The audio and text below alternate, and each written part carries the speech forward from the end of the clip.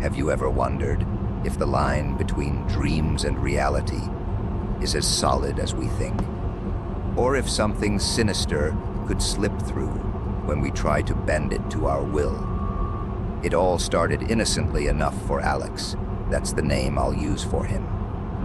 He was just an ordinary guy in his late 20s, working a dead-end job at a call center in a sleepy Midwestern town. Nights were his escape, but sleep had always been elusive. Insomnia plagued him for years, leaving him tossing and turning until dawn. That's when he stumbled upon lucid dreaming online. Forums filled with people claiming they could wake up inside their dreams, take control, fly through the skies, or relive perfect moments. It sounded like a superpower, a way to reclaim the hours lost to exhaustion. Alex dove in headfirst, devouring tutorials on reality checks, pinching your nose to see if you could still breathe, or trying to push a finger through your palm. He started a dream journal by his bed, scribbling notes the moment he woke up. At first, nothing happened. Weeks of frustration, but he persisted. One night, after a particularly grueling shift where he dealt with endless complaints about faulty products, Alex collapsed into bed. He performed his routine, counting backward from 100, visualizing a door that led to his subconscious. Sleep came quickly, and in the dream, he was back at work, the fluorescent lights buzzing overhead like angry hornets. But something felt off. The voices on the phones were gibberish, echoing in reverse. He remembered his training, looked at his hands. They had 6 fingers each. "This is a dream," he whispered to himself, and suddenly the world sharpened. He was lucid. Excitement surged through him. He stood up from his cubicle, and with a thought, the office walls dissolved into a vast ocean beach at sunset. Warm sand under his feet, the crash of waves. He willed himself to fly, and up he went, soaring like a bird over turquoise waters. It was euphoric, liberating. When he woke the next morning, he felt refreshed for the first time in months. He couldn't wait to do it again. That became his ritual. Every night, he'd induce lucidity, exploring fantastical realms. He revisited childhood memories, conjuring his old treehouse in the backyard, complete with the scent of pine and the laughter of friends long gone. He faced fears, like standing on the edge of a skyscraper and stepping off, only to float gently down. But as the weeks turned into months, subtle anomalies crept in. At first, they were dismissible, a shadow in the corner of his dreamscape that didn't belong, or a whisper that sounded like his name when no one was there. Alex chalked it up to his mind playing tricks, remnants of daily stress bleeding into his controlled world. One evening, after a lucid session where he'd built an entire city from scratch, brick by ethereal brick, he woke with a start. His room was dark, the clock reading 3:17 a.m., but something felt wrong. He performed a reality check out of habit, pinched his nose. He could breathe. Panic hit him like ice water. This had to be a false awakening, right? He tried again, pushing his finger toward his palm. It didn't go through. Shaking it off as paranoia, he got up, splashed water on his face, and went back to bed. The next day, everything seemed normal, but a nagging doubt lingered. Alex pushed deeper into lucid dreaming, experimenting with techniques to prolong the state. He learned about WILD wake initiated, lucid dreaming, lying still after waking, slipping directly into a dream while conscious. It worked like a charm. In one such dream, he found himself in a mirror maze, reflections stretching infinitely. He laughed, changing the mirrors to show alternate versions of himself, richer, happier, surrounded by loved ones. But as he navigated the corridors, one reflection didn't match.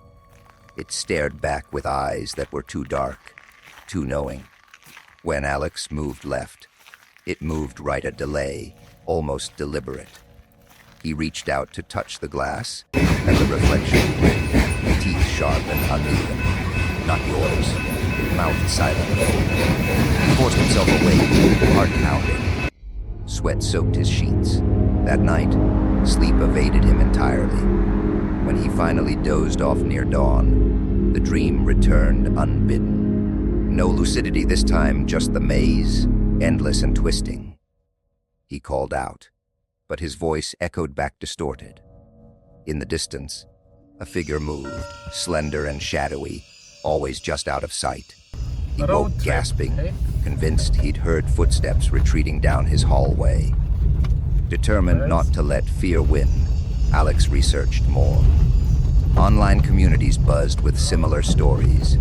Dream intruders, they called them. Entities that hitch a ride when you open the door to lucidity too wide. Most dismissed it as sleep paralysis or overactive imagination. But a few threads delved into the occult warnings about astral parasites feeding on dream energy. Alex laughed it off publicly in the forums, but privately started setting protections. Imagining a shield around his dream self, reciting mantras before sleep. For a while, it worked. His dreams became playgrounds again. He summoned lovers from fantasies, tasted exotic foods that exploded with flavor, even time traveled to historical events, watching dinosaurs roam or standing amid ancient Rome's grandeur. The control was addictive, a drug he craved. Work suffered, he'd nod off at his desk, dreaming briefly of escape. Friends noticed his distraction, the dark circles under his eyes returning despite his claims of better sleep. Then came the night that changed everything. Alex lay down, performing the WILD technique. He felt the familiar hypnagogic pull, colors swirling behind closed eyelids.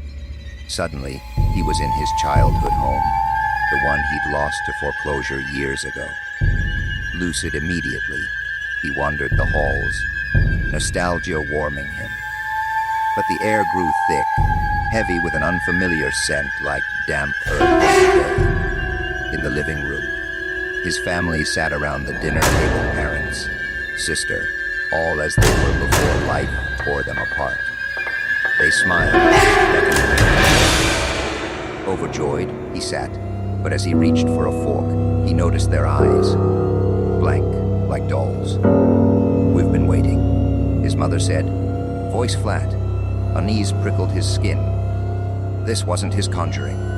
He tried to change the scene to a beach, anything but it held firm. "This is my dream," he asserted, standing, his father's head tilted unnaturally. "Is it?" The room darkened, shadows lengthening. From the corner, the figure emerged, the one from the maze. Tall, humanoid, but wrong limbs too long, skin pale and veined like marble cracked by age. It had no face, just a smooth expanse where features should be. Yet Alex felt its gaze pouring into him. He bolted, racing up the stairs, but the house stretched. The entity's footsteps echoed behind, slow and deliberate. "You invited me," a voice hissed, not from the figure, but from inside his head. Alex screamed himself awake, or thought he did. He was in his bed, lit by moonlight. Reality check, nose pinch. Couldn't breathe. Finger through palm, nothing. Relief washed over him. But as he sat up, a shadow detached from the wall. The entity stood at the foot of his bed, faceless head cocked. Terror gripped him. He lunged for the lamp, but his hand passed through it. Still dreaming. He pinched harder, drawing blood. Pain flared, real and sharp. The entity stepped closer, its form flickering like static on an old TV. "Wake up," Alex commanded himself, But nothing changed. He reached out, fingers elongating into tendrils that wrapped around his ankle, cold as death. He kicked it, scrambling back, and finally, with a jolt, he awoke for real, or so he hoped. From then on, the boundaries blurred. Alex would wake multiple times a night, each layer peeling away like onion skin, never sure when he hit reality. The entity appeared more frequently, not just in dreams, but in waking glimpses, a reflection in a window that didn't match, a whisper in an empty room. He stopped sleeping altogether, chugging coffee and energy drinks, but exhaustion dragged him under eventually. Desperate, he confided in a coworker, Sarah, who'd mentioned interest in the paranormal. She listened wide-eyed as he recounted the intrusions. "Sounds like intruder," she said. "A thought form we created accidentally, gaining independence." Alex clung to that explanation. It meant he could banish it. Together, they researched banishment rituals, visualization exercises, affirmations to reclaim control. That night, bolstered by Sarah's encouragement, Alex attempted it. In his dream of vast, empty warehouse, he summoned the entity. It appeared, hovering silently. "You don't belong here," he declared, imagining chains binding it. For a moment, it recoiled, form shrinking. Triumph surged. But then it laughed, a sound like grinding glass. "I am here because you are weak." It lunged, merging with him. Alex felt it inside, rifling through memories, twisting them. His childhood home burned in his mind's eye, family screaming. He awoke thrashing, Sarah's number dialed on his phone somehow. She came over, found him curled on the floor, babbling. "It's it." She stayed, helping him through the night with talk and tea. For the first time in weeks, sleep came peacefully, no dreams at all. But peace was fleeting. The next lucid dream was a nightmare disguised as bliss. Alex found himself in a perfect world, successful job, loving partner Sarah, oddly enough, and no entity in sight. He tested lucidity it held. Days passed in the dream, feeling like hours. He lived fully, but doubts crept in. Clocks ran backward occasionally. People repeated phrases. When he confronted the anomalies, the world cracked. The entity revealed itself, wearing Sarah's face. "You think you can escape? This is my domain now." Alex faltered, willing the dream to end, but it persisted. He woke in his bed, only to find the entity there again. Layers upon layers, each awakening false. Exhaustion set in, he couldn't tell dream from reality anymore. In one layer, he called the police, babbling about an intruder, but they laughed it off as a prank. In another, he drove to a hospital, only for the building to morph into the maze. Sarah noticed his deterioration at work, pale skin, trembling hands. She insisted on helping, researching sleep specialists. But Alex grew paranoid. Was she real? Or another manifestation? One night, as they sat in his apartment, he confronted her. "Prove you're not it." She looked hurt but humored him with reality checks. Satisfied temporarily, he relaxed. They talked late, and sleep claimed him. In the dream, the entity cornered him in a void. "She's mine now?" it taunted. Alex awoke to Sarah gone, her car still outside. Panic rising, he searched the house. A note on the table. Had to leave. "You're scaring me." Relief mixed with sorrow. But as he crumpled it, he heard her voice from the bedroom. "Alex." He froze. The note was in his handwriting. Rushing in, he found the room empty. No, wait Sarah on the bed, sleeping peacefully. Confusion swirled. He shook her awake. "When did you come back?" She blinked groggily. "I never left." Doubt festered. The entity was toying with him, altering perceptions. He stopped trusting anything. Food tasted off, colors too vivid or dull. People on the street stared a second too long. He quit his job, barricaded himself in, surviving on delivery and catnaps. The intrusions escalated. In dreams, the entity showed him visions, his life unraveling, friends abandoning him, family long dead reaching out from graves. It whispered secrets, things only he knew, twisted into accusations. "You caused your sister's accident," it said, replaying the car crash he'd survived as a teen, implying he'd grabbed the wheel. Alex sought help online anonymously, posting in obscure forums. Responses varied, some suggested schizophrenia, others demonic possession. One user, Shadow Walker, claimed similar experiences.